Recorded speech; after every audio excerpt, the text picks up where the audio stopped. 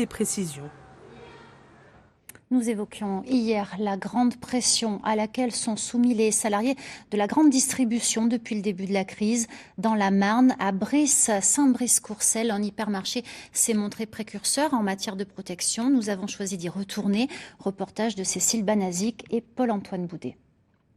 Comme chaque matin dans cet hypermarché marnais, les cadres font un point sur la situation. Consommables, nous avons environ 200 litres de gel, 100 000 gants et à peu près 7 000 masques. Depuis le 12 mars, cette structure a mis en place des mesures de protection, tant pour ses clients que ses salariés. Rappel des gestes barrières, gel, lingettes et gants à disposition de tous.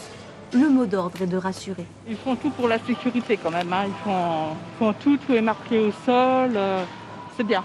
Je le vis plutôt bien. Je suis contente de venir travailler dans des conditions comme ça. Parce que voilà, je sais que depuis le départ, il y a certains lieux qui n'ont pas eu les mêmes protections que nous. Donc moi, je suis assez reconnaissante de voir que tout ça, ça a été mis en place. Et voilà, qu'il y a des choses qui ont été entreprises dès le départ.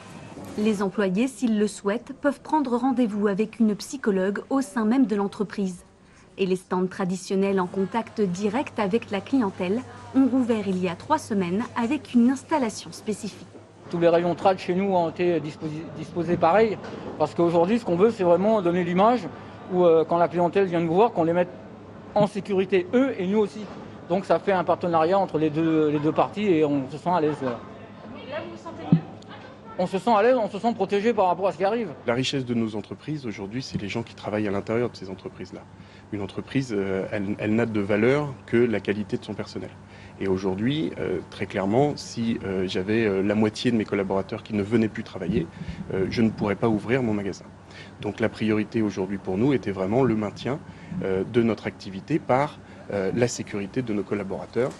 Beaucoup de salariés souhaitent conserver ces nouvelles habitudes. Ces mesures sont donc vouées à perdurer. Et en plein confinement, la vie continue. C'est l'une